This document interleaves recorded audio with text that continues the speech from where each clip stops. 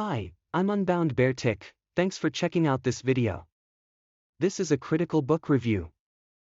I review books by giving them a 0 to 10 in 5 categories: plot, writing, characters, themes and entertaining value. From the average of the numbers I give them a 0 to 10 approval rating. 0 to 2 burn it. 2 to 4 donate it. 4 to 6 skim through it. 6 to 8 finish it. 8 to 10 cherish it. In this video I'm going to be reviewing Shadow and Bone by Leigh Bardugo. Shadow and Bone is the first installment of the Shadow and Bone trilogy. It's the author's debut and the start of a multimedia franchise called the Grishaverse. I'm Unbound Bear Tick and here's my review.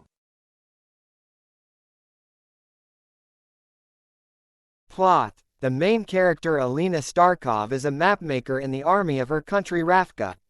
She's taken in by Grisha practitioners of hard magic known as small science when they discover she has light powers they're looking for when she uses it to save herself and her friend a tracker named Mal while crossing a dangerous dark region known as the Unsea or the Shadow Fold. She struggles to learn to call upon her element and it's eventually revealed that the leader of the Grisha, a general known as the Darkling, is planning to use her to control the Shadow Fold. There's a twist that he's immortal and is the same guy who created it in the first place.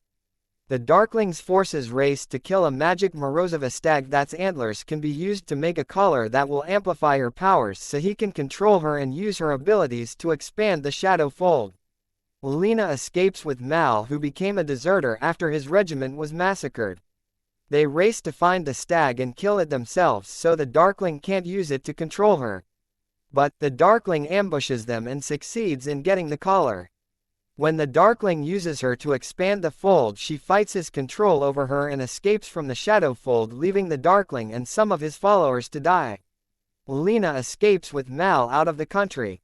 The plot is gripping and even. The stakes aren't too high and they aren't too low either.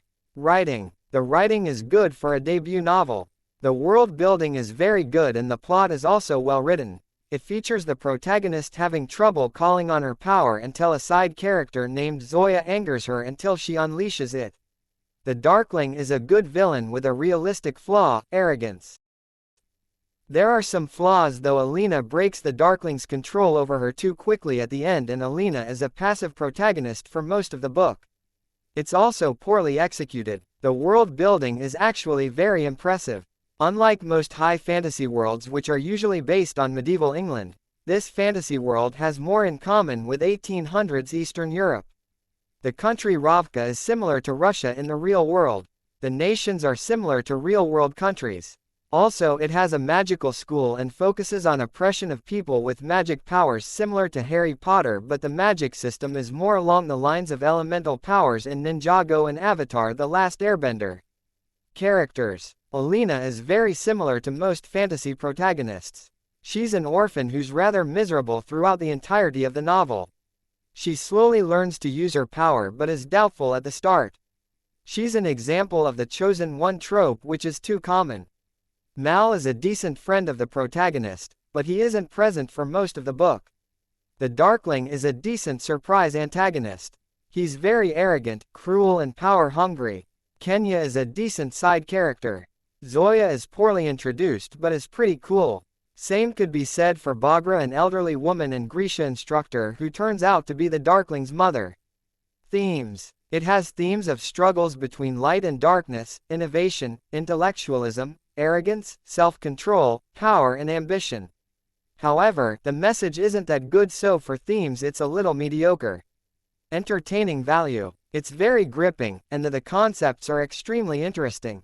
It has an excellent beginning and end, however the middle is a little slow and boring. But as a whole it's an enjoyable novel.